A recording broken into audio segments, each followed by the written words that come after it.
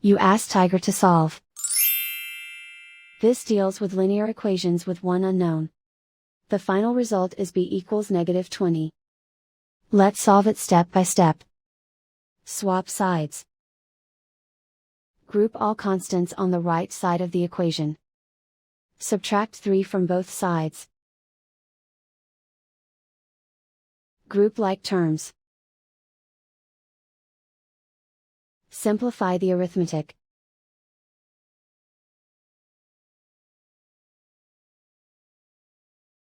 Isolate the b. Multiply both sides by inverse fraction 10 over -1.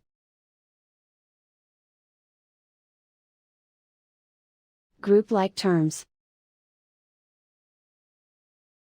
Multiply the coefficients.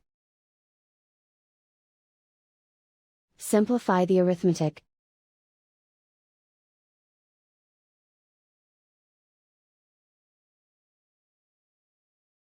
And so the final result is b equals -20.